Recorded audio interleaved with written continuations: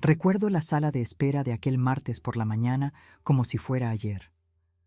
Las paredes de un verde pálido que parecían asfixiarme con cada respiración.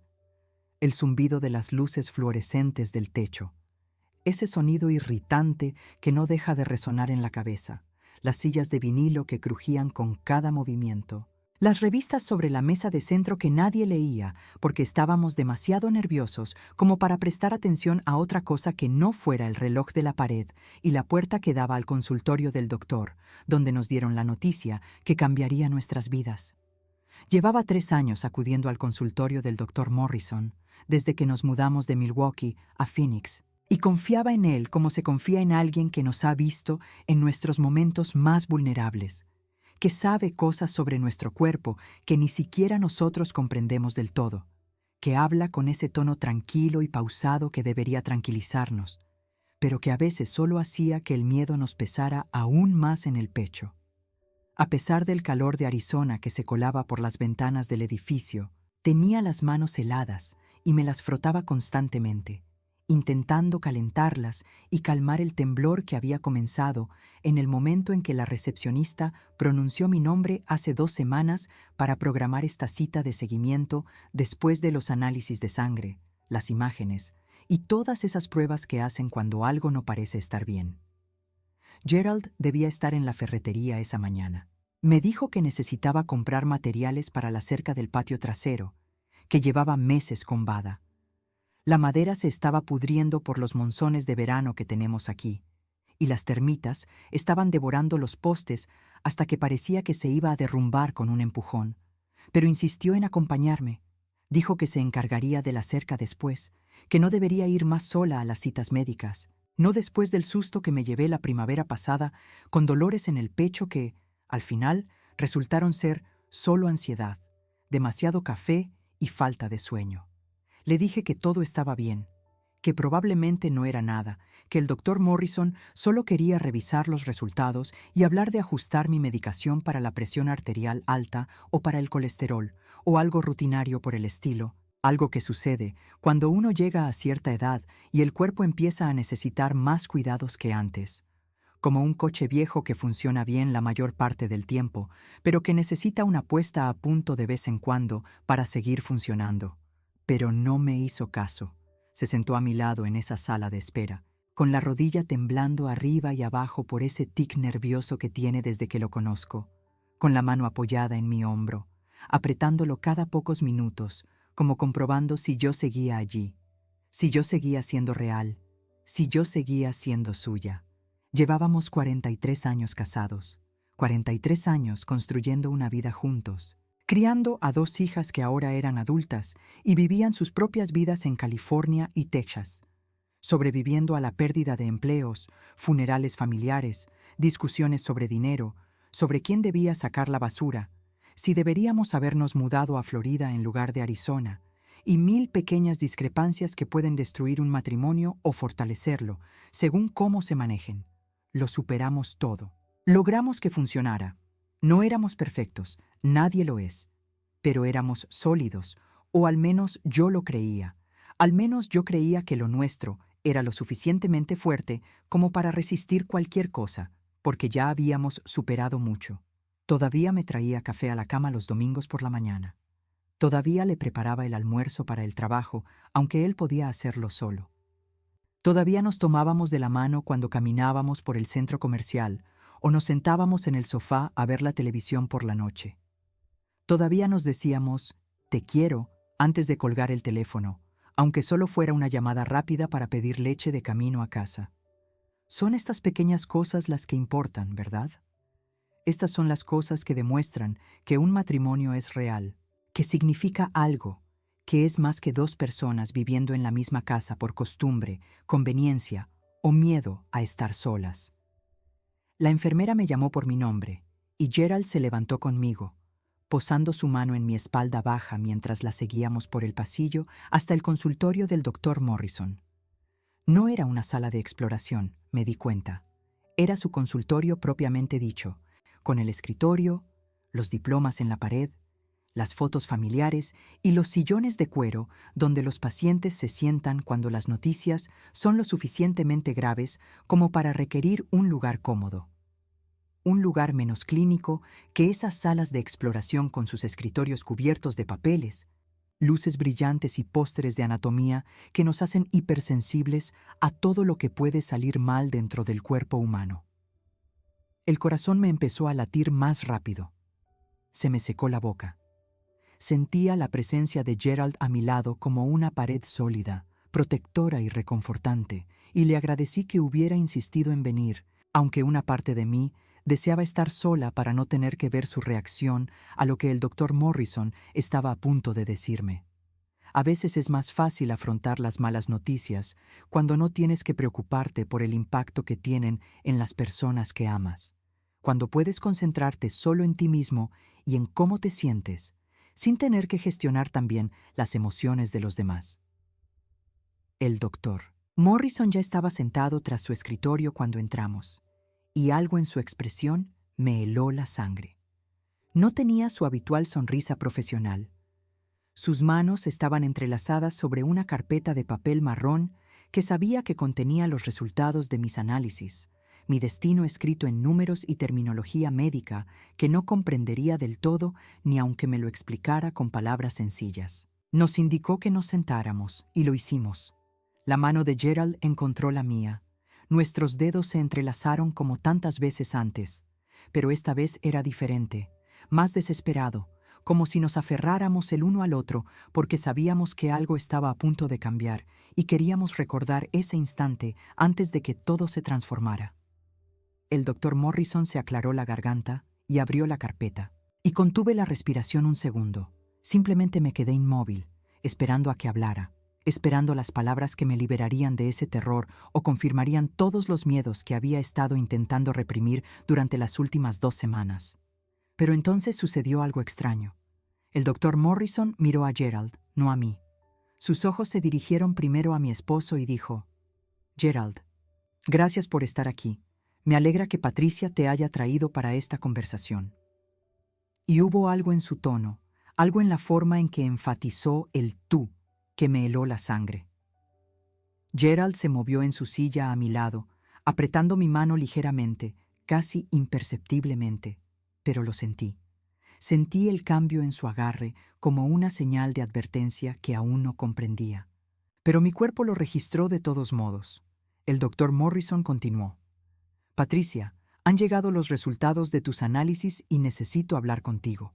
Pero antes, quiero asegurarme de que tengas toda la información, y creo que es importante que Gerald participe en esta conversación porque hay cosas que debo contarte que os conciernen a ambos». No entendía. Miré a Gerald y su rostro estaba pálido. No solo pálido, sino grisáceo, como si el color hubiera desaparecido por completo, como si hubiera visto un fantasma, recibido una noticia terrible o le hubiera golpeado algo para lo que no estaba preparado. Volví a mirar al doctor Morrison y le dije: «¿Qué quiere decir con que esto nos concierne a ambos? Estos son los resultados de mis análisis. Esto afecta a mi salud». Mi voz me sonó extraña, demasiado aguda, demasiado tensa, como si otra persona hablara a través de mí. El doctor Morrison asintió lentamente y dijo: «Sí, Patricia, esto concierne a tu salud, pero también a la información que surgió en tus análisis de sangre, sobre la cual tengo la obligación profesional y ética de hablar contigo. Dada la naturaleza de lo que descubrí, consideré importante que Gerald estuviera presente en esta conversación. No porque necesite su permiso para contarte nada, eres mi paciente y tu información médica es exclusivamente tuya, sino porque lo que estoy a punto de revelarte afecta a tu matrimonio, y creo que mereces tener esta conversación con ambos presentes para que nada quede oculto y todo quede claro». La habitación empezó a dar vueltas. Podía oír los latidos de mi corazón, como un tambor, fuertes, insistentes e irregulares. La mano de Gerald aún sostenía la mía, pero ahora se sentía como un peso muerto. Algo de lo que quería deshacerme, pero no podía porque estaba paralizada, congelada por la confusión, el miedo y la creciente sensación de que lo que estaba a punto de suceder destruiría todo lo que creía saber. El doctor Morrison respiró hondo y dijo: Patricia, tus análisis de sangre muestran que tienes una infección de transmisión sexual. Es tratable, no es mortal, pero requiere medicación y seguimiento médico. La infección específica que tienes no suele presentar síntomas en las mujeres. Por eso no lo sabías, pero puede causar complicaciones graves si no se trata. Ya te he recetado medicación y quiero que empieces a tomarla hoy mismo. También necesito que informes a tus parejas sexuales del último año para que también puedan hacerse la prueba y recibir tratamiento. Las palabras cayeron como piedras sobre aguas tranquilas. Las ondas se extendieron, perturbándolo todo, impidiendo ver con claridad en medio del caos. Oí lo que dijo, pero no tenía sentido. Una infección de transmisión sexual. Yo, Patricia, que no había estado con nadie más que con Gerald en más de 4 décadas, que había sido fiel cada día de nuestro matrimonio, que jamás había pensado en traicionarme porque amaba a mi esposo y creía que él me amaba, y eso debería ser suficiente. Debería ser el fundamento sobre el que construimos nuestras vidas. Negué con la cabeza y dije: eso es imposible. Debe haber algún error. Solo he estado con Gerald, solo con él, durante 43 años, solo con él. Mi voz flaqueó al pronunciar las últimas palabras y sentí que las lágrimas comenzaban a picarme tras los ojos, pero parpadeé para contenerlas porque necesitaba comprender. Necesitaba entender lo que el doctor Morrison me estaba diciendo. Me miró con una especie de lástima en los ojos y dijo: Entiendo que esto sea impactante, Patricia. No hay ningún error en los resultados de la prueba. La repetí 2 veces para asegurarme. La infección que tienes solo se puede transmitir por contacto sexual. Si no has tenido otras parejas, entonces la infección solo pudo provenir de Gerald. Y entonces se giró para mirar a mi esposo. Y yo también, lentamente, como si me moviera en el agua, como si todo sucediera a cámara lenta y demasiado rápido a la vez. El rostro de Gerald ya no era gris. Ahora estaba rojo, enrojecido por algo que parecía vergüenza, culpa, miedo, o quizás las 3 cosas. Tenía la mirada fija en el suelo. No me miraba. No miraba al doctor Morrison. Miraba fijamente la alfombra como si pudiera desaparecer en ella si se concentrara lo suficiente. Gerald, susurré, y mi voz sonó como la de una extraña. Gerald, mírame. No se movió. Retiré mi mano de la suya y sentí como si me arrancara algo, como si me arrancara una parte de mí que había estado unida a él durante tanto tiempo que había olvidado dónde terminaba yo y dónde empezaba él. Mírame, repetí, esta vez más alto, y había una aspereza en mi voz que nunca antes había oído, algo agudo, peligroso, a punto de quebrarse. Finalmente levantó la vista para encontrarse con la mía, y lo vi allí. Vi la verdad escrita en su rostro con tanta claridad como si la hubiera dicho en voz alta. Culpa. Culpa absoluta e innegable. El doctor Morrison se aclaró la garganta y dijo: Les daré un poco de privacidad. Patricia, la receta está en recepción. Por favor. Comience a tomar el medicamento hoy mismo y programe una cita de seguimiento en 2 semanas para que podamos confirmar que el tratamiento está funcionando. Si tiene alguna pregunta o inquietud, no dude en llamar a mi consultorio. Se levantó, salió de la habitación y cerró la puerta tras de sí. De repente, solo estábamos nosotros 2 en ese consultorio, con los diplomas en la pared, las sillas de cuero y la verdad flotando en el aire entre nosotros como algo vivo, como algo con peso y sustancia que me oprimía el pecho y me dificultaba respirar. ¿Cuánto tiempo?, pregunté. No era una pregunta, era una exigencia. ¿Cuánto tiempo llevas engañándome? Gerald abrió y cerró la boca como si buscara las palabras, pero no pudiera, como si hubiera olvidado cómo funciona el lenguaje. Respóndeme, dije, y me temblaban tanto las manos que tuve que sujetarlas contra mi regazo para que no se movieran. Respóndeme ahora mismo, o te juro por Dios que me voy de esta oficina Y no me volverás a ver jamás. Se estremeció. Se estremeció físicamente como si le hubiera dado una bofetada. Patricia, comenzó, con la voz ronca y entrecortada. Patricia, lo siento. De verdad que lo siento. Fue un error. No significó nada. Fue solo que... ¿Cuánto tiempo ha pasado? Le interrumpí.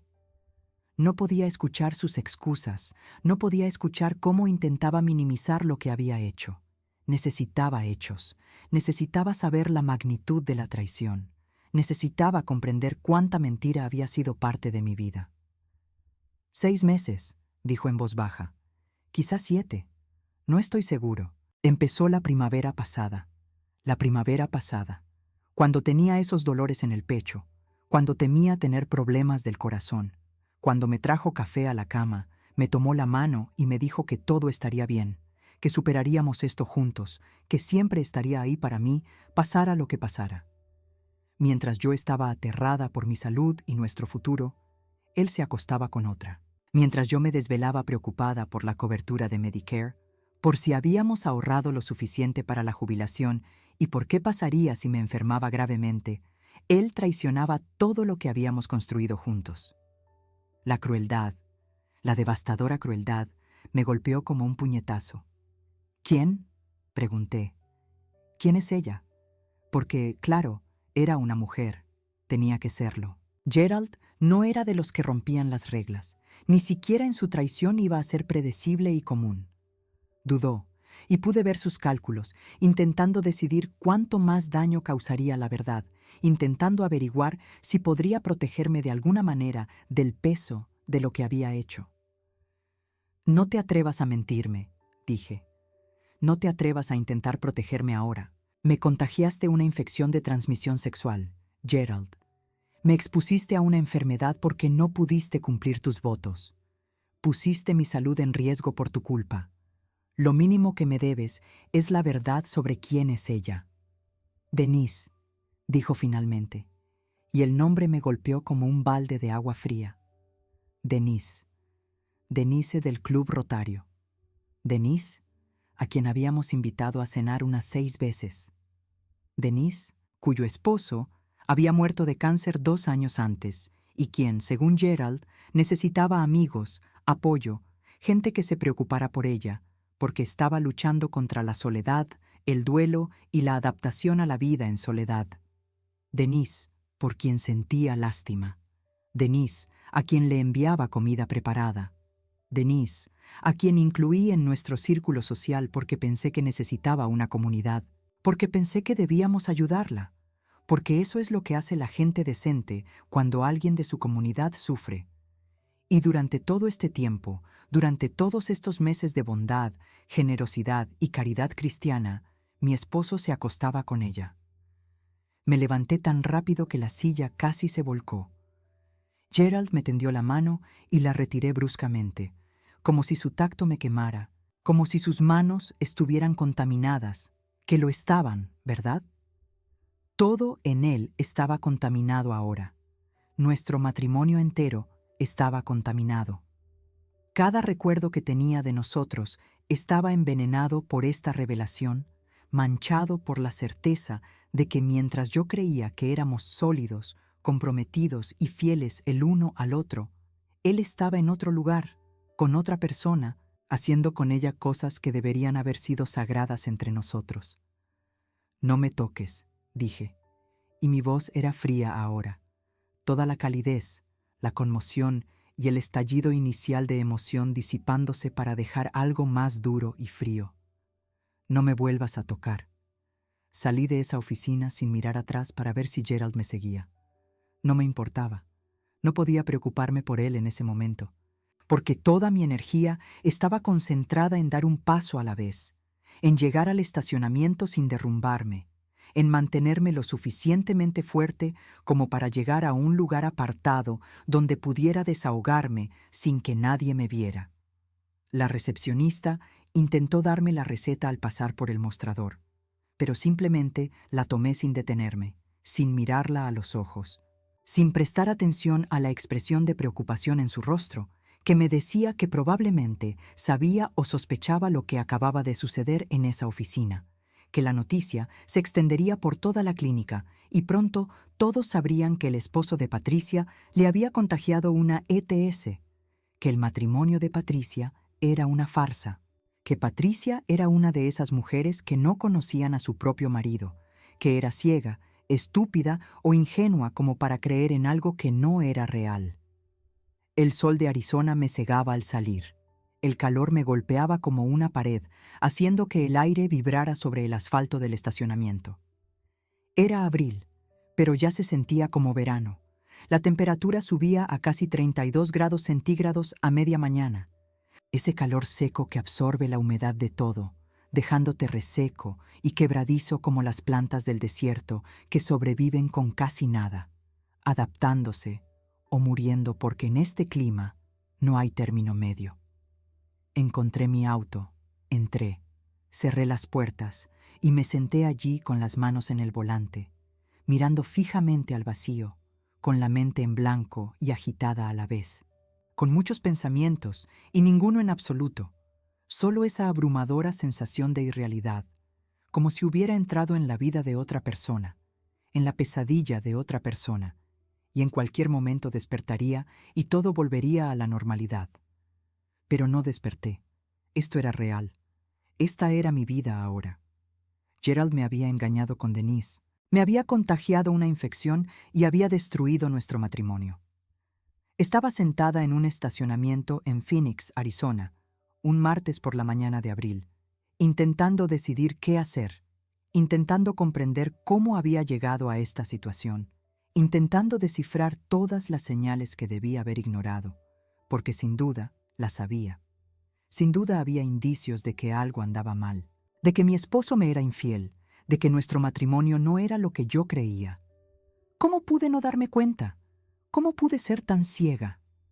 Reflexioné sobre los últimos meses, intentando recordar algo inusual, algo que debería haberme alertado de lo que estaba sucediendo. Gerald trabajaba cada vez más tarde y con mayor frecuencia, pero trabajaba en gestión de la construcción y siempre había proyectos retrasados, siempre crisis que requerían su atención. Estaba más distante en la cama, menos interesado en la intimidad, pero llevábamos juntos más de 40 años y es normal que ese aspecto del matrimonio se ralentice, ¿no? Todo el mundo lo dice. Todo el mundo habla de cómo se desvanece la pasión y uno se acostumbra a la compañía, y eso es exactamente lo que sucede cuando estás con alguien durante tanto tiempo. Pasaba más tiempo con el móvil, pero hoy en día todo el mundo lo hace. Estamos enganchados a las pantallas, revisando constantemente el correo electrónico, las redes sociales y las páginas de noticias. Se duchaba con más frecuencia, a veces 2 veces al día, pero vivimos en Arizona y el calor hace que todo el mundo se sienta sucio, incómodo y con ganas de refrescarse. Se había comprado ropa nueva, prestaba más atención a su aspecto, había empezado a ir al gimnasio con más frecuencia, pero yo pensaba que simplemente estaba intentando cuidarse mejor, mantenerse sano y activo, porque no nos hacemos más jóvenes y todo el mundo dice que hay que mantenerse en movimiento, o el cuerpo empieza a deteriorarse. ¿Eran esas las señales? ¿Debí cuestionarlas? ¿O simplemente estaba interpretando retrospectivamente comportamientos normales porque ahora conocía la verdad y todo parecía diferente en retrospectiva? ¿Cómo se distingue la vida cotidiana de la evidencia de una traición cuando la persona a la que observas es alguien en quien confías plenamente, alguien de quien jamás imaginaste que te lastimaría, alguien que prometió ante Dios, testigos y su familia serte fiel hasta la muerte? No sospechas de las personas que amas. Les concedes el beneficio de la duda. Presupones buenas intenciones. Crees lo que dicen porque la alternativa es vivir en constante sospecha y temor. ¿Y qué clase de matrimonio es ese? ¿Qué clase de vida es esa? Oí que llamaban a la ventanilla del coche y di un respingo, con el corazón a 1000. Gerald estaba fuera, con la cara pegada al cristal, con una expresión desesperada y suplicante. Negué con la cabeza y me giré, pero volvió a llamar, esta vez con más insistencia. «Patricia, por favor», dijo con la voz amortiguada por el cristal. «Por favor, Déjame explicarte. Por favor, dame la oportunidad de hablar contigo. Podría haber arrancado el coche y marcharme. Podría haberlo dejado allí aparcado. Pero una parte de mí necesitaba oír lo que tenía que decir. Necesitaba entender cómo podía justificar lo que había hecho. Necesitaba saber si había alguna explicación que pudiera dar sentido a sus actos. Desbloqueé la puerta del copiloto y él entró rápidamente, como si temiera que cambiara de opinión. El coche parecía más pequeño con nosotros dos dentro. El aire era denso y sofocante. Empezó a hablar de inmediato. Las palabras brotaban a borbotones, como si, con la suficiente rapidez, detalle, remordimiento y sinceridad, pudiera arreglarlo todo. Empezó de forma inocente, dijo. Solo la visitaba, le llevaba la compra, la ayudaba con las reparaciones de la casa. Su marido siempre se encargaba de todo, y ella no sabía cómo lidiar con un grifo que goteaba, un mando del garaje roto, ni con ningún otro problema doméstico.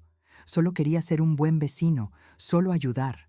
Pero luego empezamos a hablar más, a pasar más tiempo juntos, y ella estaba sola, y yo... Se detuvo, como si le costara continuar. ¿Qué estabas haciendo?, pregunté secamente. ¿Te sentías solo? ¿Triste? ¿Aburrido de mí? ¿Cuál es la excusa, Gerald? ¿Qué razón lo justifica? No hay excusa, dijo rápidamente. No hay razón que lo justifique. No intento justificarlo, solo intento explicar cómo sucedió. Me sentía viejo, Patricia. Sentía que mi vida había terminado, que lo mejor había pasado y que solo me quedaba el declive y finalmente la muerte. Y Denise me hizo sentir joven de nuevo. Me hizo sentir deseado, atractivo y lleno de vida. Se reía de mis chistes. Me escuchaba cuando hablaba. Me hizo sentir importante. Las palabras me dolieron como cuchillos que se deslizaban entre mis costillas. Y yo no hice eso, dije. No te hice sentir deseada, atractiva ni importante. No te hice sentir significativa. ¿Es eso lo que estás diciendo?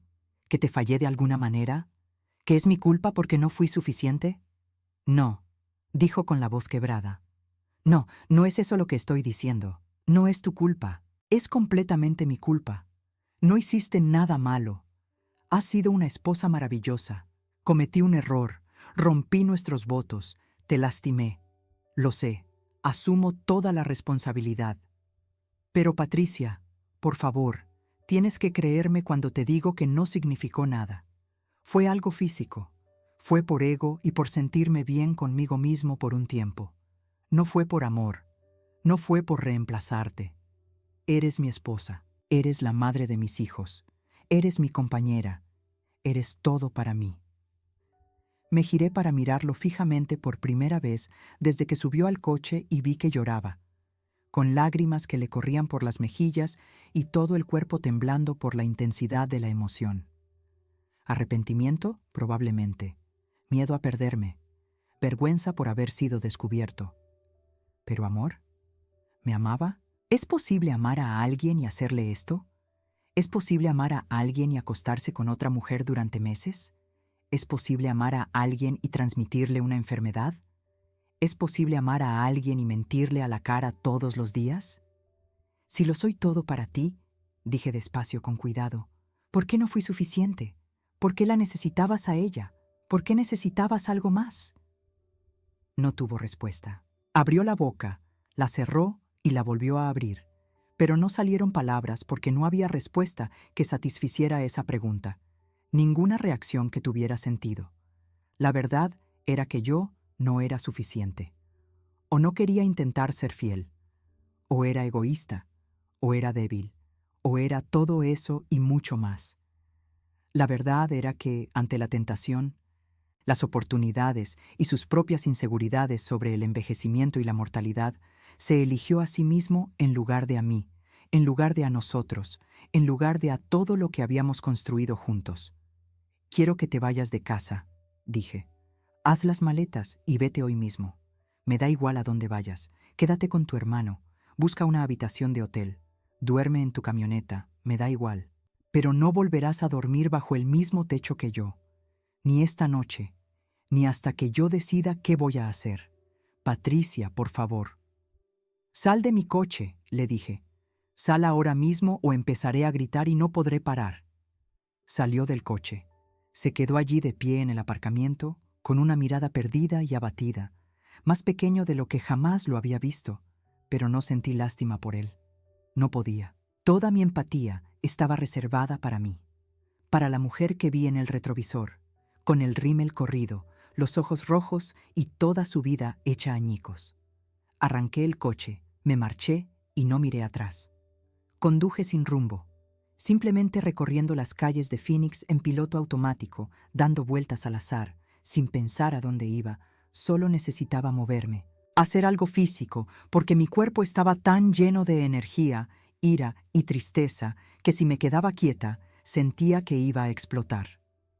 Terminé en un parque que nunca había visitado, un pequeño parque de barrio con juegos infantiles, mesas de picnic y algunos árboles que no ofrecían suficiente sombra contra el sol implacable.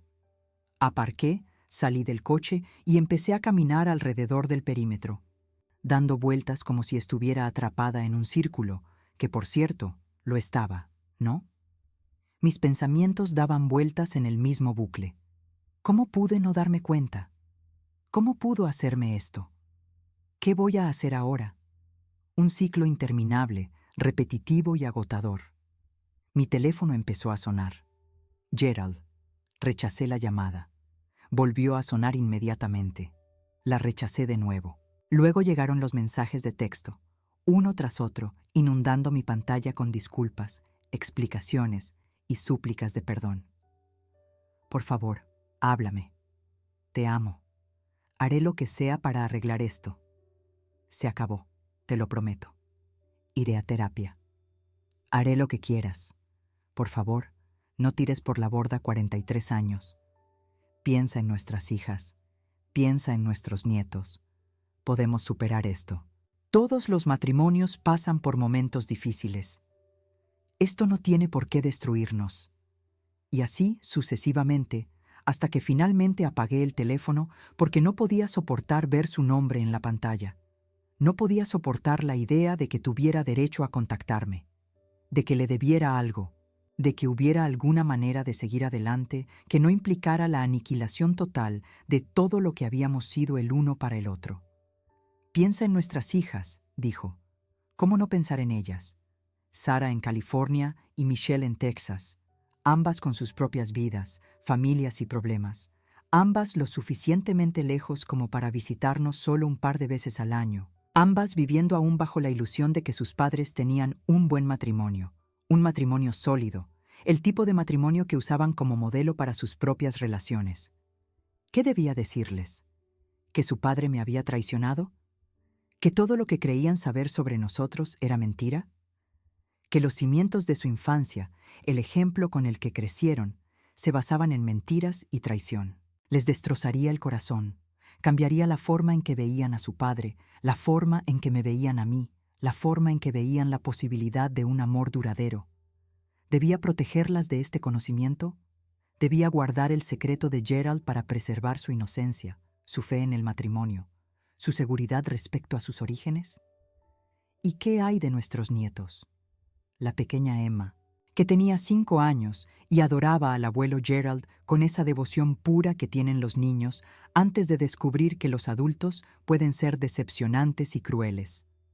El pequeño Noah, que tenía 3 años y aún preguntaba cuándo nos iban a visitar los abuelos, porque las videollamadas no eran lo mismo que tenernos allí en persona, jugando con camiones en el suelo, leyéndonos cuentos antes de dormir, siendo los abuelos que hacían que todo pareciera seguro, estable y permanente.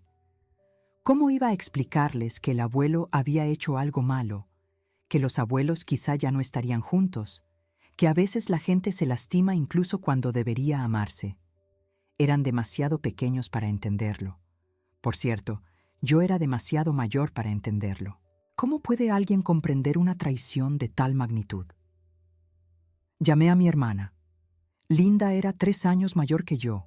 Vivía en Tucson y había enviudado hacía unos 10 años, después de que su marido falleciera de un infarto a los 61 años, dejándola sola con la responsabilidad de gestionar la seguridad social y Medicare, y cómo vivir con una pensión fija sin la que él complementaba su jubilación. Hablábamos quizá una vez por semana, normalmente de cosas triviales, solo para ver cómo estábamos, para asegurarnos de que nos llevábamos bien, compartiendo quejas sobre achaques y molestias y las incomodidades de la edad. Pero Linda era inteligente, fuerte y pragmática, el tipo de mujer que no se desesperaba cuando las cosas iban mal, que simplemente se arremangaba y afrontaba lo que la vida le deparara. Si alguien podía ayudarme a pensar con claridad ahora, era ella. Contestó al segundo timbre. «Hola, Patty, ¿qué pasa?» Siempre sabía cuando algo andaba mal solo por la forma en que decía «hola». «Gerald me traicionó», dije, y decirlo en voz alta lo hizo todo real como nunca antes. Hizo imposible fingir que era una pesadilla, un malentendido o cualquier otra cosa. Lleva meses teniendo una aventura. Con Denise. ¿Te acuerdas de Denise del Club Rotario? Su marido murió y Gerald la estaba ayudando, y al parecer ayudar significaba acostarse con ella. Y ahora tengo una ETS y me enteré en la consulta del médico, con los dos en la habitación mirándome fijamente mientras intentaba asimilar lo que oía, y no sé qué hacer, Linda. No sé cómo afrontar esto. Ni siquiera sé qué siento ahora mismo, solo sé que me duele todo y que quiero morirme. Silencio al otro lado de la línea. Luego preguntaron, «¿Dónde estás ahora?» «Algún parque, no sé cuál, en algún lugar de Phoenix». Simplemente conduje hasta que no pude más. «¿Estás bien? ¿Corres peligro? ¿Necesito ir a buscarte?» «No, estoy bien. Es solo que...» «No estoy bien, pero no voy a hacer ninguna tontería. Solo necesitaba oír tu voz. Necesitaba hablar con alguien que no fuera Gerald». «Ese hijo de puta», dijo Linda, y el veneno en su voz resultó extrañamente reconfortante. Una prueba de que no estaba loca, de que mi ira estaba justificada, de que las acciones de Gerald eran tan terribles como pensaba. Ese completo imbécil. 43 años, Patty. 43 años y lo tira todo por la borda, por una viuda solitaria, por una fantasía de mediana edad de volver a ser joven. Los hombres son idiotas, son egoístas, estúpidos idiotas que piensan con lo que tienen entre las piernas en lugar de con lo que tienen en la cabeza. Le dije que se fuera, dije. Le dije que hiciera las maletas y se marchara de la casa. No sé si lo hará de verdad o si intentará discutir conmigo o fingir que no hablaba en serio. «Hablabas en serio», dijo Linda con firmeza. «Y si tiene 2 dedos de frente, hará exactamente lo que le dijiste. ¿Dónde está tu teléfono? ¿Está encendido? Apágalo si no para de llamarte. No le debes nada ahora mismo, y mucho menos una conversación. Necesitas tiempo para pensar. Necesitas espacio para asimilarlo todo. Necesitas cuidarte antes de preocuparte por él o por cualquier otra persona». «Ya está desactivado», dije. No podía soportar ver más sus mensajes. «Genial. Mantén la calma el resto del día. De hecho, mantén la calma el resto de la semana, si es necesario. No le hables hasta que estés lista. No dejes que te presione para que lo perdones antes de que siquiera hayas tenido tiempo de sentirte enojada. Tienes derecho a estar enojada, Patty. Tienes derecho a estar furiosa. Tienes derecho a odiarlo ahora mismo». Entonces empecé a llorar de verdad, no las lágrimas que había estado conteniendo toda la mañana, sino sollozos profundos y desgarradores que me sacudieron todo el cuerpo, que me dejaron sin aliento, que sentía que me iban a partir por dentro. Linda se quedó al teléfono, sin decir nada, simplemente estando ahí, dejándome llorar sin intentar arreglar la situación, suavizarla, ni ofrecerme clichés sobre que todo pasa por algo o que el tiempo lo cura todo. A veces, solo necesitas que alguien sea testigo de tu dolor sin intentar minimizarlo. Cuando por fin me tranquilicé lo suficiente para volver a hablar, dije, ¿qué debo hacer ahora? ¿Divorciarme? ¿Intentar arreglar las cosas? ¿Contárselo a las niñas? ¿Llamar a Denise y gritarle? ¿Quemar toda su ropa? ¿Cambiar las cerraduras y tirar sus cosas al jardín? No sé cuál es el protocolo en estos casos. No sé qué hacer cuando mi marido lo destruye todo. No hay un protocolo, dijo Linda con dulzura. Solo hay que hacer lo necesario para sobrevivir. No necesitas tomar ninguna decisión importante hoy. No necesitas saber cómo será el resto de tu vida ahora mismo. Solo sobrevive hoy. Haz lo que tengas que hacer. Ve a casa. Cierra la puerta con llave. Toma tu medicina. Prepárate algo de comer, aunque no tengas hambre. Dúchate. Acuéstate temprano. Y mañana te despertarás y harás lo que tengas que hacer después. Un día a la vez, Patty. Es todo lo que puedes hacer. Un día a la vez, hasta que finalmente los días empiecen a acumularse y te des cuenta de que sobreviviste. Eres más fuerte de lo que crees. Sobreviviste a todo lo que la vida te puso por delante. Sobrevivirás a esto también. Pero no me sentía fuerte. Me sentía frágil, destruida y completamente derrotada.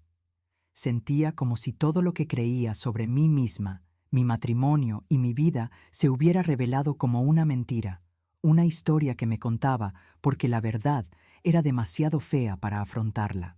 Era una mujer cuyo marido no la amaba lo suficiente como para serle fiel. Era una mujer tan ajena a la realidad que mi marido me fue infiel durante meses sin que me diera cuenta. Era una mujer que contrajo una infección de transmisión sexual a los 60 años porque mi marido era irresponsable y egoísta, y no le importaba mi salud, mi seguridad ni mi bienestar. ¿Qué me convertía eso en mí? ¿Qué decía eso de mi juicio, de mi inteligencia, de mi valía como persona? Finalmente, conduje a casa mientras el sol comenzaba a ponerse y la temperatura, que había sido insoportable, bajó a simplemente sofocante. La camioneta de Gerald ya no estaba en el garaje, lo que significaba que o se había ido como le había pedido, o se había marchado temporalmente y volvería más tarde para discutir conmigo, para intentar convencerme de que reconsiderara, para rogarme otra oportunidad. Entré en la casa, cerré la puerta con llave y me quedé de pie en el recibidor, mirando todo lo que me resultaba familiar, todo lo que había sido mi hogar durante los últimos 8 años desde que nos mudamos a Arizona, todo lo que ahora parecía manchado por la traición de Gerald. Aquel sofá donde veíamos la televisión juntos todas las noches. Aquella mesa de comedor donde comíamos, hacíamos crucigramas y pagábamos las facturas. Aquella cocina donde le cocinaba y él me daba las gracias, me besaba en la mejilla y me decía que yo era lo mejor que le había pasado en la vida, mientras planeaba en secreto su próxima visita a casa de Denise. Entré en nuestra habitación y vi que había empacado algo de ropa, dejando la puerta del armario abierta y los cajones entreabiertos en su prisa por recoger sus cosas e irse antes de que yo llegara. Una parte de mí esperaba que ignorara mi petición, que siguiera aquí cuando volviera, que me obligara a una confrontación para la que no estaba preparada. El hecho de que se hubiera ido me pareció una pequeña victoria y una gran pérdida a la vez. Eso era lo que quería, ¿no? Espacio lejos de él, distancia, tiempo para pensar sin que su presencia nublara mi juicio. Pero ver la prueba de su ausencia, ver que realmente había empacado sus maletas y se había ido de casa, hizo que todo pareciera terriblemente definitivo, de una forma que antes no lo había sido. Fui al baño y me miré al espejo. Me veía vieja, me veía cansada. Parecía que mi mundo se había derrumbado. Tenía el pelo revuelto, el maquillaje corrido y los ojos hinchados de tanto llorar. ¿Cuándo envejecí tanto? ¿Cuándo me salieron estas arrugas, estas ojeras, este cansancio que parecía calar hasta los huesos? Antes era guapa, antes llamaba la atención, antes era la clase de mujer que los hombres deseaban, la clase de mujer que Gerald elegía entre todas las demás. ¿Qué pasó? ¿Dónde quedó esa mujer? ¿Desapareció tan poco a poco que no me di cuenta, o fue la infidelidad de Gerald la que me abrió los ojos a algo que me negaba a ver? Que ya no era joven ni deseable, que solo era otra anciana abandonada por el tiempo y la atención errante de su marido. Recogí la receta del lavabo del baño, donde la había dejado, y leí las instrucciones. tomar 2 veces al día con comida durante 10 días, consultar a un médico para seguimiento, avisar a todas las parejas sexuales. Me reí entre dientes al oír la última parte, un sonido amargo y áspero que no me decía nada. Avisar a todas las parejas sexuales. Solo había una, solo Gerald. Durante toda mi vida adulta, solo él. Y me pagó esa lealtad, esa fidelidad, esa devoción, contagiándome una enfermedad que jamás había imaginado.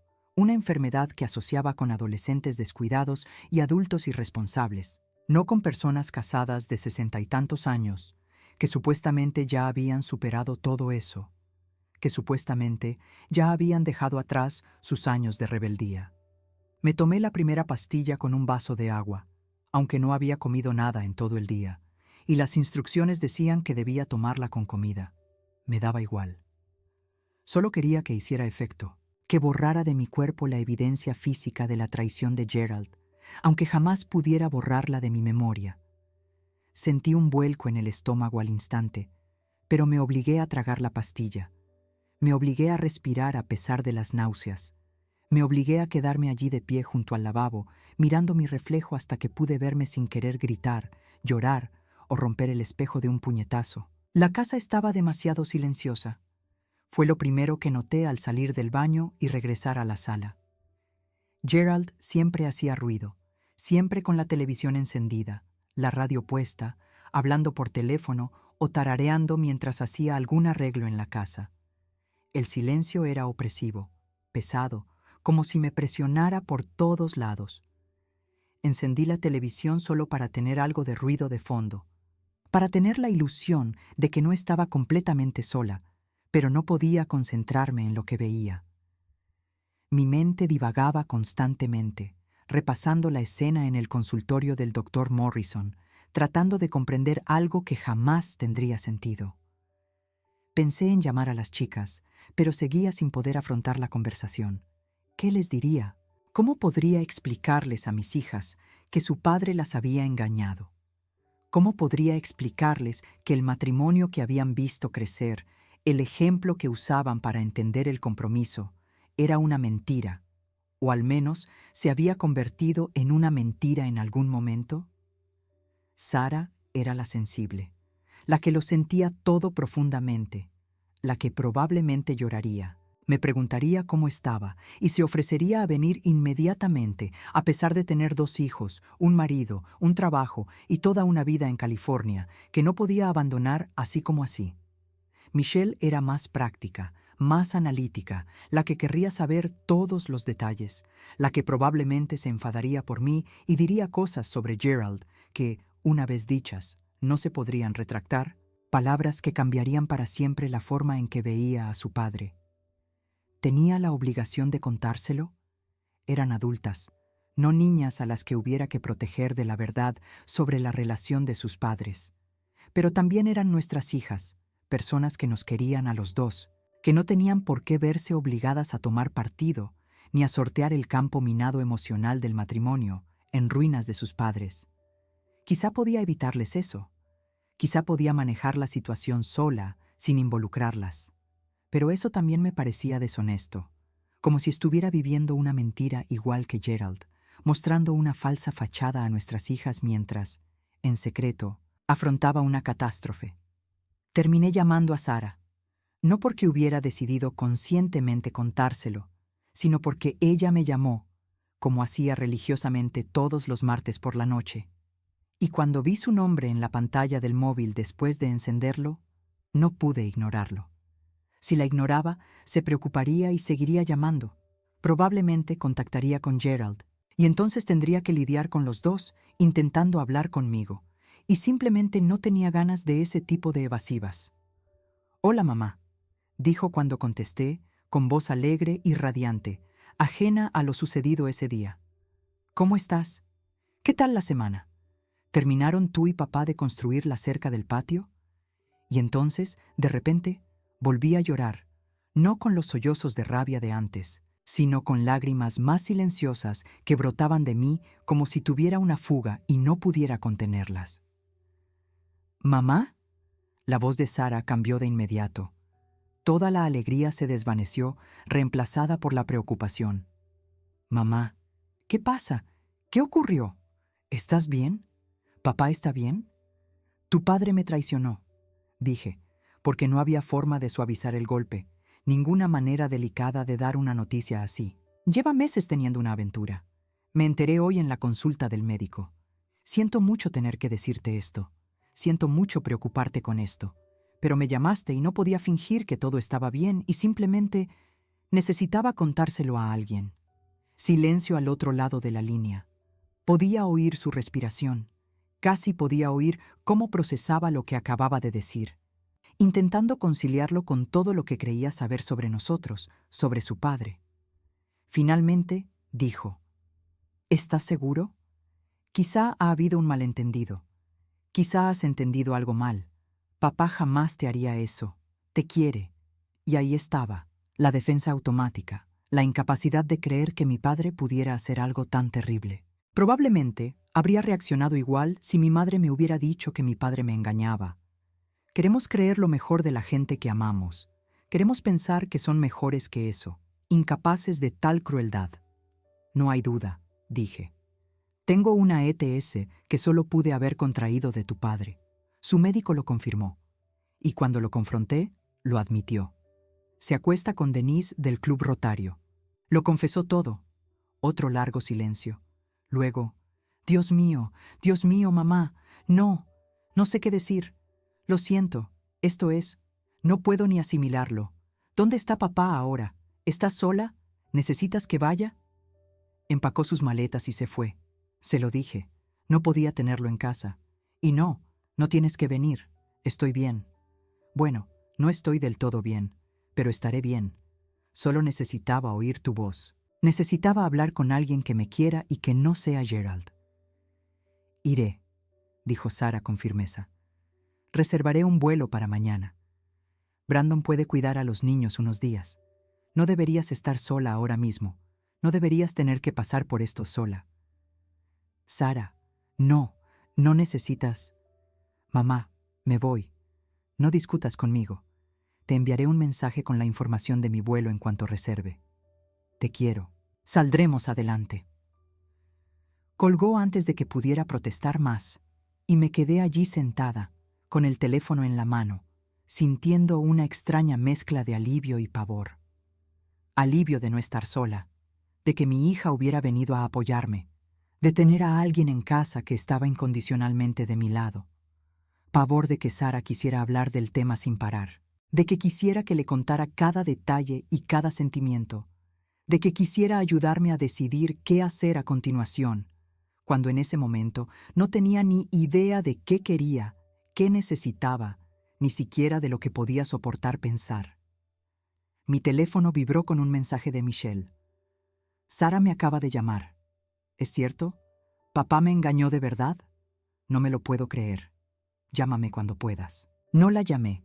Le envié un mensaje corto diciéndole que sí, que era cierto y que hablaría con ella pronto, pero que necesitaba tiempo para asimilarlo. Me respondió de inmediato con una larga serie de mensajes expresando su sorpresa, enfado, incredulidad y apoyo, prometiendo llamar a papá y decirle exactamente lo que pensaba de él, preguntándome si necesitaba dinero, un abogado o cualquier otra cosa. Agradecí la intención, pero no podía seguirle el juego. Puse el teléfono en silencio.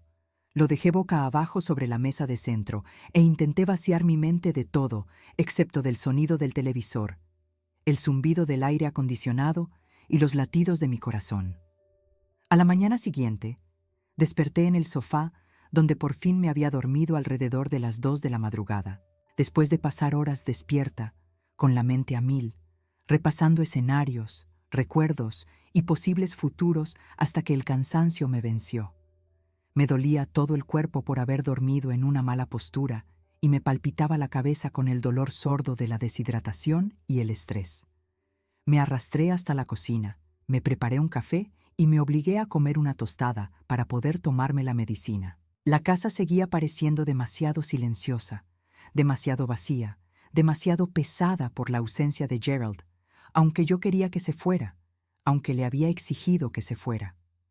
Me duché, me vestí e intenté verme presentable antes de que llegara el vuelo de Sara por la tarde. Limpié la casa, aunque no estaba sucia. Solo necesitaba algo que hacer con las manos, alguna tarea física para ocupar mi mente y mi cuerpo y evitar que me hundiera en esa desesperación que me paraliza.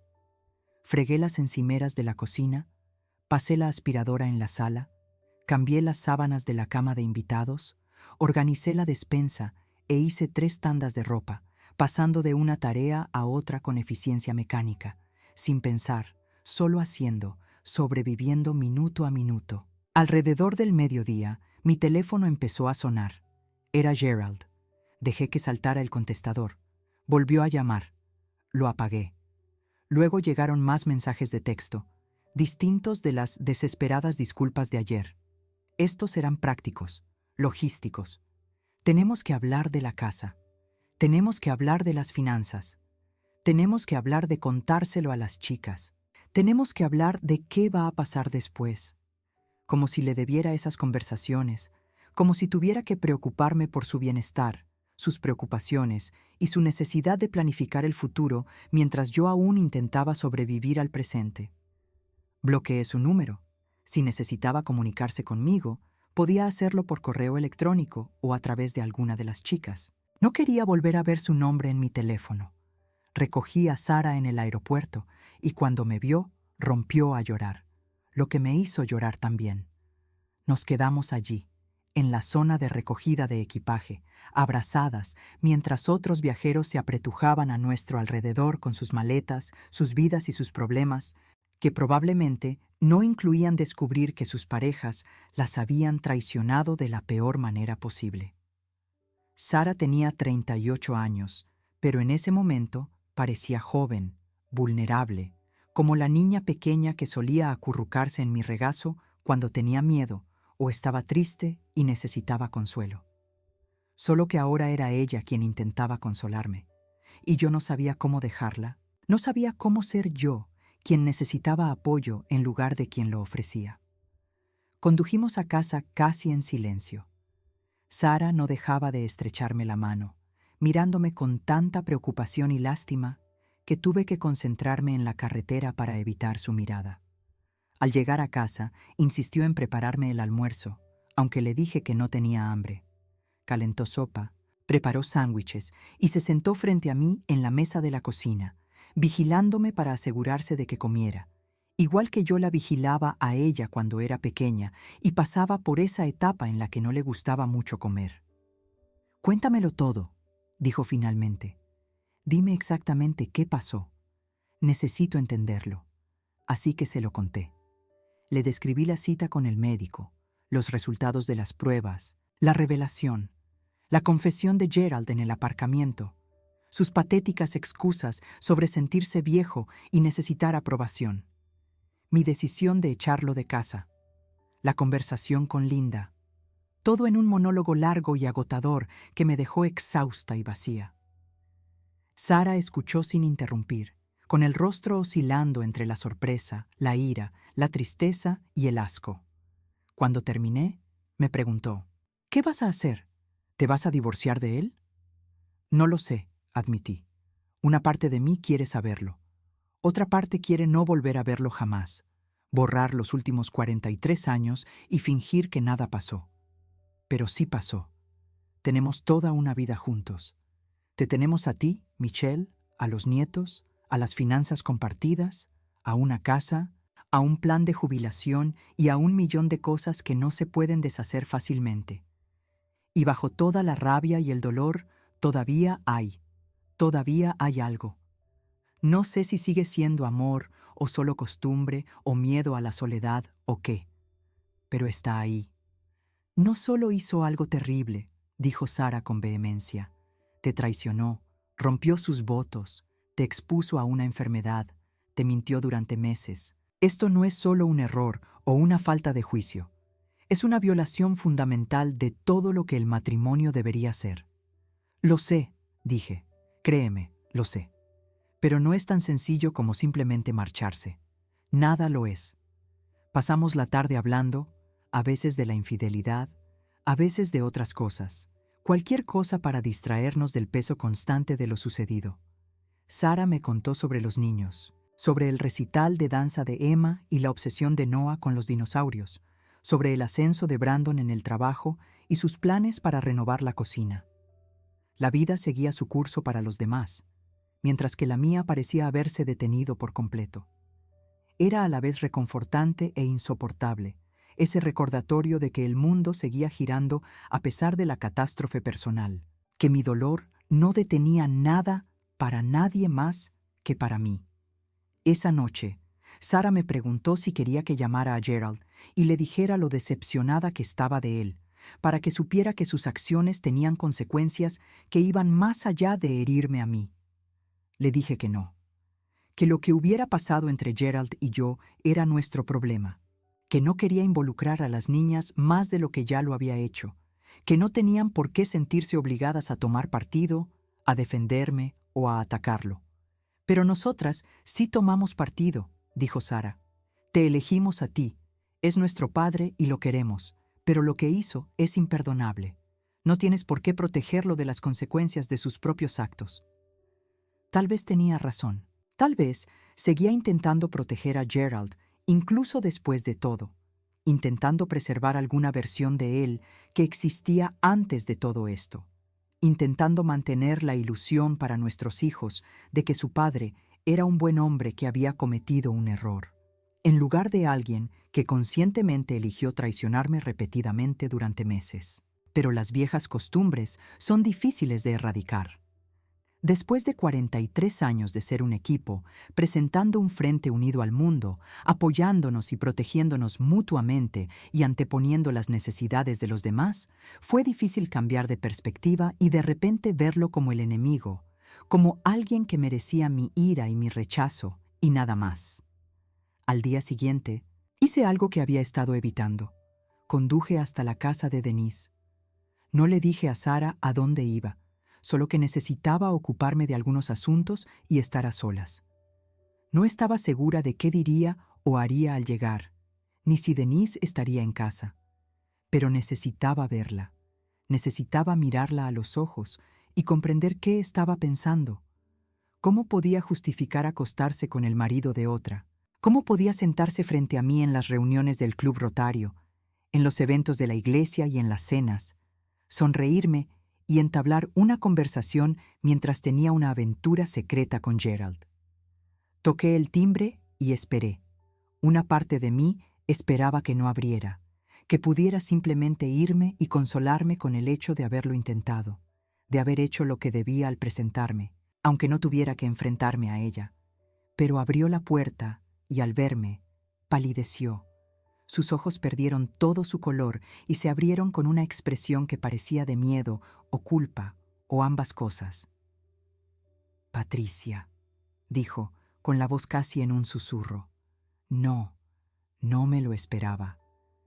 «¿Puedo pasar?», pregunté. No era una pregunta, sino una afirmación. Ella retrocedió un paso y pasé a su lado, entrando en la casa, ese espacio donde mi marido solía pasar el tiempo, donde yo tenía intimidad con ella, donde construí una versión alternativa de su vida que no me incluía. La casa estaba ordenada y decorada con buen gusto, normal en todos los sentidos, lo cual de alguna manera la hacía aún peor.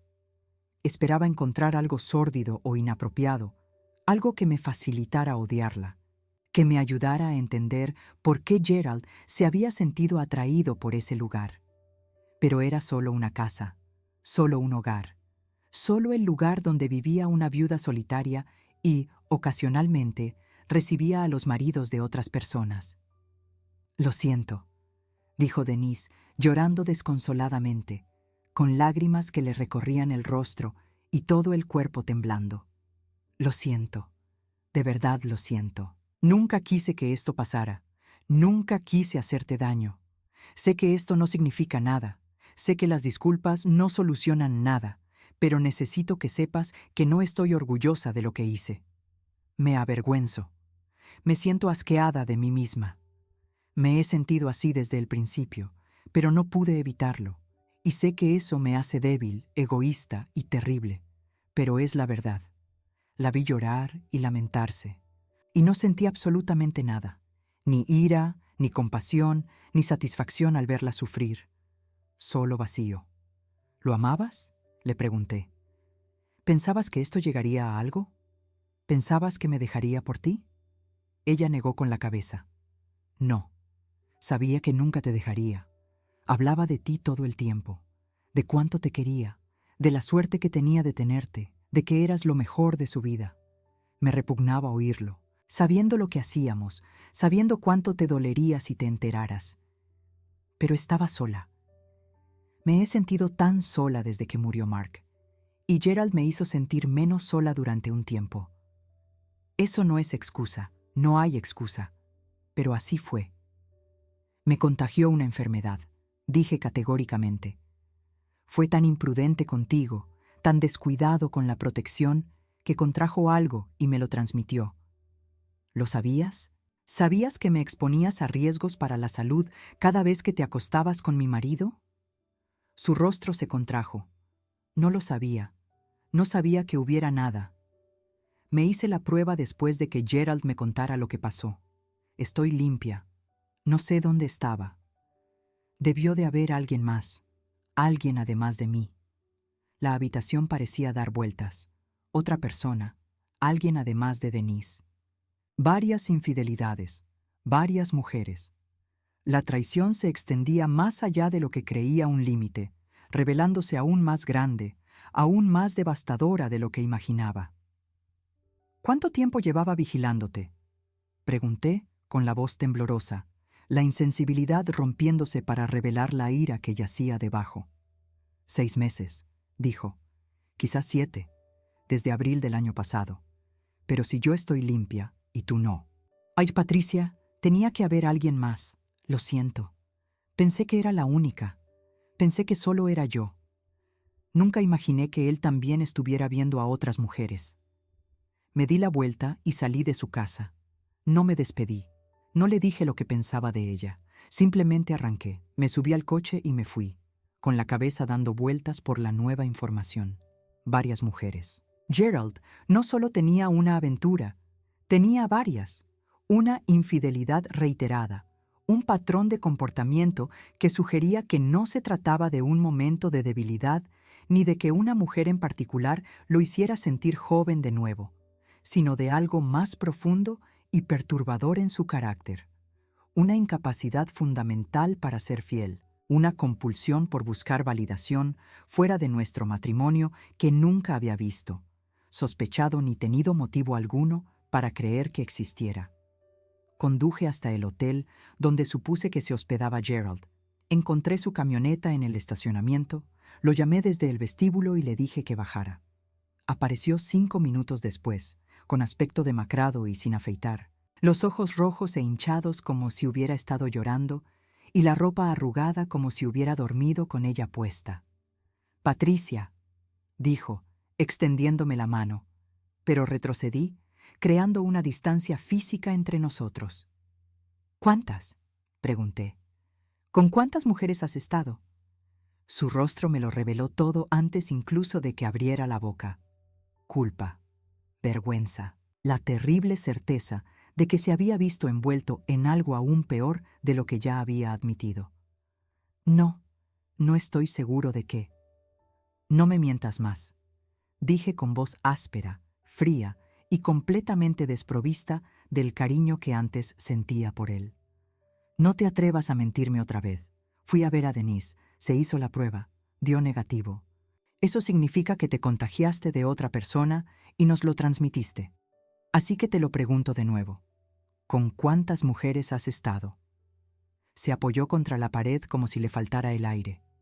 3, dijo en voz baja. En los últimos 2 años. 3 mujeres. Denise fue la que más duró, las otras 2. Fueron breves. Un par de veces cada una. Las conocí por internet. Aplicaciones de citas para casados. Sé cómo suena eso. Sé lo que soy. Lo destruí todo. Nos destruí a los 2. Me destruí a mí mismo. 3 mujeres. 2 años. No 6 meses, como había afirmado al principio. 2 años de traición sistemática. 2 años de mentiras y engaños, exponiéndome a quién sabe qué. 2 años viviendo en la ignorancia mientras mi marido construía toda una vida secreta de la que yo no sabía nada. Quiero el divorcio, dije. Las palabras salieron tranquilas y firmes, sin titubear, sin dudar. Quiero que busques un abogado. Quiero que prepares los papeles. Quiero que me des la casa y la mitad de todo lo que tenemos. Y luego quiero que desaparezcas por completo de mi vida. No quiero verte. No quiero hablar contigo. No quiero oír tus disculpas, tus súplicas de perdón ni tus promesas de cambio. Ya no significas nada para mí, menos que nada. Y punto. Patricia, por favor. Empezó a decir, pero yo ya me alejaba, de vuelta a mi coche, de vuelta a la casa donde Sara me esperaba, de vuelta a la vida que tendría que reconstruir sin el hombre con quien había compartido 4 décadas. De alguna manera, me sentía más ligera, a pesar de la devastación, a pesar del dolor. La decisión estaba tomada. Ya no había incertidumbre, ni dudas sobre qué hacer, si debía perdonarlo o si nuestro matrimonio merecía la pena salvarse. No la merecía. Él se había asegurado de ello. Y ahora podía seguir adelante, o al menos intentarlo, sabiendo que había hecho todo lo posible, que le había brindado mi lealtad, fidelidad y confianza, y que él lo había desechado todo por placeres baratos, con desconocidas, viudas solitarias y cualquiera que conociera en esas aplicaciones que usaba sentado a mi lado en el sofá, compartiendo comidas conmigo, fingiendo ser mi marido. El divorcio tardó 8 meses en finalizar. 8 meses de abogados, papeleo y negociaciones sobre quién se quedaría con qué, cómo dividiríamos nuestros fondos de jubilación y si me quedaría con la casa o la vendería y nos repartiríamos el dinero.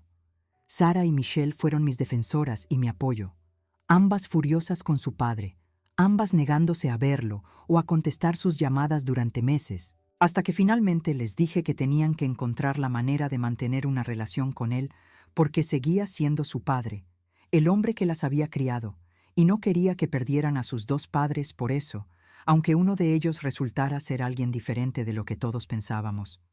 Empecé terapia, algo que nunca había hecho, algo que siempre pensé que era para otras personas con problemas que yo no tenía. Pero ahora sí tenía problemas. Tenía problemas de confianza, miedo al abandono y una profunda ira que no sabía cómo manejar. Una rabia que afloraba en momentos inesperados, dejándome temblando, llorando e incapaz de funcionar.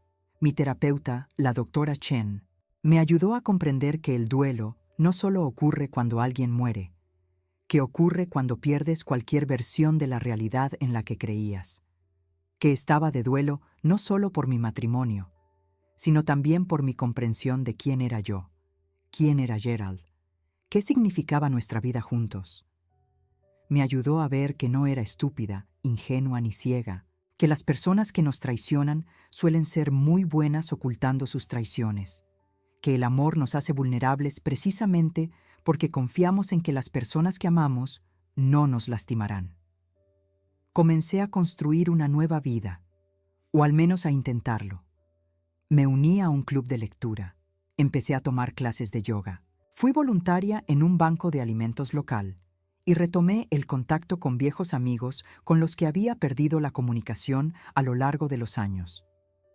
Viajé a California para pasar tiempo con Sara y su familia, a Texas para visitar a Michelle y la suya, permitiéndome ser alguien más que la esposa de Gerald por primera vez en mi vida adulta.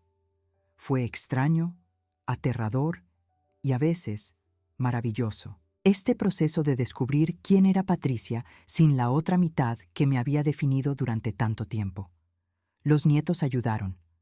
La pequeña Emma me preguntó una vez por qué el abuelo ya no venía a visitarnos, y le dije que a veces los adultos tienen desacuerdos que los obligan a vivir separados por un tiempo. No era exactamente una mentira, solo una versión simplificada de la verdad que una niña de 5 años podía entender. Lo aceptó con la típica resiliencia infantil, y enseguida volvió a mostrarme sus últimos dibujos y a hablarme del jardín de infancia y de qué se quería disfrazar para Halloween. Noah no hizo preguntas. Era demasiado pequeño para comprender que algo había cambiado. Solo quería que la abuela jugara con él a los camiones, le leyera cuentos y horneara galletas con chispas de chocolate como siempre. Su inocencia, su capacidad de simplemente existir en el presente sin cargar con el peso de las traiciones del pasado, fue sanadora de una manera que no puedo explicar del todo. Gerald intentó contactarme varias veces después de que el divorcio se hiciera oficial. Me envió correos electrónicos disculpándose de nuevo, preguntándome si podíamos hablar, sugiriendo que tal vez con el tiempo y la distancia podríamos reencontrarnos y reconstruir lo que habíamos perdido. Los borré todos sin responder. No tenía nada que decirle. Nada de lo que pudiera decir cambiaría lo que había hecho ni la persona que había demostrado ser. Algunas traiciones son tan profundas, tan completas, que es imposible recuperarse. Esta fue una de ellas. No voy a decir que ahora todo está bien, que me he recuperado por completo, que he superado lo sucedido y que he encontrado la paz. Sería mentira. Todavía tengo días malos. A veces me despierto buscando a alguien que no está y siento su ausencia como un dolor físico. Todavía veo parejas cogidas de la mano en el centro comercial o sentadas juntas en restaurantes y siento una punzada de envidia y pérdida por lo que creía tener, pero que en realidad nunca tuve. Todavía lo cuestiono todo, todavía me pregunto qué me perdí. Todavía revivo momentos de nuestro matrimonio buscando pistas que debería haber notado, advertencias que debería haber tomado en serio. Pero también tengo días buenos, días en los que me río con mi hermana o mis hijas, días en los que me siento orgullosa de mí misma por haber sobrevivido, por no haber dejado que me destruyera por completo, por haber construido algo nuevo a partir de las ruinas de lo que fue. Días en los que me miro al espejo y veo a alguien más fuerte que la mujer que entró en la consulta del doctor Morrison aquella mañana de martes y vio cómo su mundo se hacía añicos en una sola conversación. No sé qué me depara el futuro. No sé si algún día volveré a confiar en alguien lo suficiente como para intentarlo de nuevo, para abrirme a ese tipo de vulnerabilidad después de haber aprendido, de una forma tan devastadora, lo que puede suceder cuando le das a alguien acceso total a tu corazón. Quizás sí, quizás no. Quizás pase el resto de mi vida sola y eso sea suficiente. Incluso mejor que estar con alguien que te hace sentir sola, incluso estando a tu lado. Lo que sí sé es que sobreviví. Sigo aquí, sigo en pie, sigo adelante, un día a la vez, una respiración a la vez, una decisión a la vez. Y eso es algo, tiene que ser algo. Si estás escuchando esta historia, si reconoces algo en mis palabras, si ya has experimentado una traición como esta, o algo similar, o algo diferente pero igualmente devastador, quiero que sepas que no estás solo. Quiero que sepas que el dolor no durará para siempre, aunque ahora mismo lo parezca. Quiero que sepas que eres más fuerte de lo que crees, que puedes sobrevivir a cosas que jamás imaginaste tener que sobrevivir, que hay vida después de la devastación, aunque sea diferente de lo que planeaste, esperabas o creías merecer. Quiero que sepas que está bien sentir rabia, sufrir, derrumbarse, no tener todas las respuestas, tomarte el tiempo que necesites para reconstruirte. No hay fecha límite para sanar. No hay una forma correcta de hacerlo. Solo existe la forma que funciona para ti, sea cual sea, por mucho tiempo que lleve. Si esta historia te conmovió, si te identificaste con ella, si te ayudó a sentirte menos solo, en la situación que estés enfrentando, te agradecería que le dieras me gusta. Suscríbete para escuchar más historias como la mía. Historias de supervivencia y resiliencia y la compleja y confusa realidad de ser humano, cometer errores y levantarse cuando la vida te tumba. Deja un comentario diciéndome qué harías en mi lugar. ¿Lo habrías perdonado? ¿Habrías intentado que funcionara? ¿O habrías hecho exactamente lo que yo hice y te habrías marchado? Quiero escuchar tus pensamientos, tus experiencias, tu sabiduría. Y por favor, mira las demás historias de este canal. Somos muchas personas lidiando con el dolor, la pérdida y la transformación. Muchas voces que merecen ser escuchadas. Estamos todos juntos en esto, tratando de darle sentido a vidas que rara vez salen como las planeamos, tratando de encontrar significado en el caos, tratando de aferrarnos a la esperanza incluso cuando parece imposible. Gracias por escuchar. Gracias por estar aquí. Gracias por permitirme compartir mi historia contigo.